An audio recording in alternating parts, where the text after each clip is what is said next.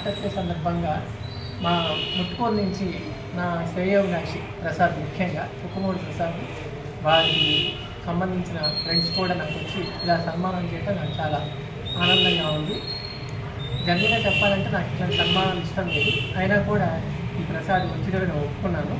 కానీ నేను ఒక మాట చెప్తున్నాను, పేద ప్రజలకి నేను ఎప్పుడు సహాయం చేస్తాను. వైద్యపరంగా నాకు వీలైనంత చేతనైనంత విధంగా తక్కువ ఫీజులోనే వైద్యం చేస్తానని నాన్నగారికి ఒకప్పుడు మాట ఇవ్వడం జరిగింది. అలానే చేస్తున్నాను. నాకు ఇంకా ఇప్పటికి కూడా బాధగానే ఉంది, ఎందుకంటే నా మాటల్లో మీకు అర్థమవుతుంది నా బాధ ఎంత. గవర్నమెంట్ వైద్యం చేయాలని చెప్పి నేను దిగాను. ఎక్కడ ఉప్పలపాళ్ళు అయితేనేమి, ముట్టుకూరులు అయితే, ఖమ్మంపాళ్ళు అయితే, దుర్గిలు అయితే కొన్ని సంవత్సరాలుగా నేను ఫ్యామిలీ ప్లానింగ్ ఆపరేషన్స్ కూడా చేశాను. అది ఎందుకు చేయలేకపోయినా నాకు తెలుసు, ఆ ఊరి ప్రజలు కూడా తెలిసి ఉండొచ్చు నేను అనుకుంటున్నాను. ఎందుకంటే నేను ఫ్యామిలీ ప్లానింగ్ ఆపరేషన్ అంటే కుటుంబ నియంత్రణ ఆపరేషన్ చేయాలని చెప్పి 7 PHలకు అప్పుడు డిప్యూటీ మెడికల్ ఆఫీసర్ డిఎంఎండ్హెచ్ఓ గారు గోపి నాయక్ గారు నన్ను 7 PHలకి ఒక ఫ్యామిలీ ప్లానింగ్ డాక్టర్గా నియమించడం జరిగింది. అప్పుడు నేను చాలా ఆపరేషన్ చేశాను. ముఖ్యంగా కొప్పనూరులో నా ఫస్ట్ గవర్నమెంట్ ఉద్యోగం కొప్పనూరులో వచ్చింది.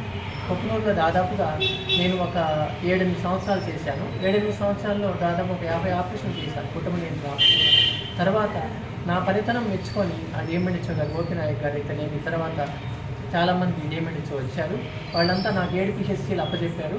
7 PHCలో నాకు చేతనైనంత వరకు అక్కడ 2 రోజులు అక్కడ 2 రోజులు చేసి, అప్పుడు నేను ముట్టుకూరులో ఒకే డాక్టర్ని కావడం వల్ల వర్క్ డివైడ్ చేసుకొని కొన్ని చోట్ల నాకు చేతనైనంత వరకు వీక్లీ వన్స్ అటువైపు కారంపూడితో సహా tubectomy operation, family planning operation చేయడం జరిగింది.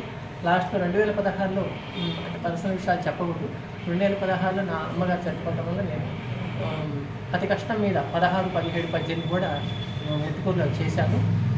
అక్కడ ప్రజలు కూడా నాకు నా టైమింగ్స్ని బట్టి, పాపం వాళ్ళు వస్తున్నారు, వాళ్ళ టైమింగ్స్ని బట్టి నేను పోలేదు, నిజంగా చెప్తున్నా, నా టైమింగ్సే వాళ్ళు వచ్చేవాళ్ళు. ఎందుకంటే నా బాధ అర్థం చేసుకున్నారు వాళ్ళు.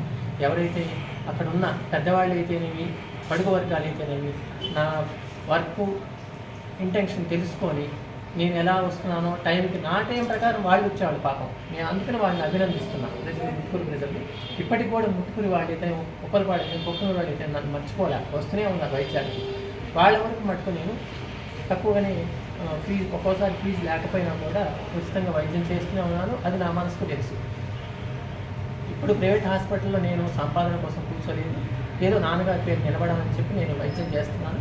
నాకు ఇప్పటికి కూడా మనసులో బాధగా ఉంది. ఇంకా 10 years సర్వీస్ ఉంది నాకు. ఈ 10 years చేయలేకపోయాను, పేద ప్రజలకి గవర్నమెంట్ పరంగా సేవ చేయలేకపోయిన బాధ కూడా ఉంది నాకు. అయినా తప్పని పరిస్థితుల్లో, ఎందుకంటే నాన్నగారి పేరు నిలబెట్టాలని చెప్పి నేను ఈ హాస్పిటల్లో ఇక్కడ కూర్చున్నాను. ఇవాళ కుక్కుమూడి ప్రసాద్ వచ్చి ఈసారి సన్మానం చేస్తాను, వద్దమ్మా నాకు అట్లాంటి ఇష్టం లేదు, అయినా కూడా బలవంతం చేశాను. సన్మానం కాదు, మనకు కావాల్సిన మనసులో ఉండాలి, అదొకటి నేను కోరుతున్నాను.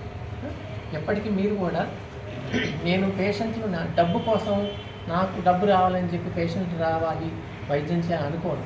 వాళ్ళు ఆరోగ్యంగా ఉంటేనే మేము ఆనందంగా ఉంటాం. మన డబ్బుల కోసం పేషెంట్స్ రావాలి, వైద్యం చేయాలి, వాళ్ళు వస్తే మనకు డబ్బులు వస్తాయని ఆలోచన నాకు ఎప్పటికీ లేదు, ఇప్పటికీ ఉండదు కూడా.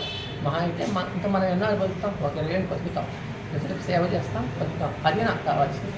అందుకని ఇవాళ ఈ డాక్టర్స్ డే సందర్భంగా నాకు ఈ ముట్టుకూరు వాళ్ళు వచ్చి ఇట్లా సన్మానం చేసినందుకు నా జీవితాంతం నేను గుర్తుపెట్టుకుంటాను.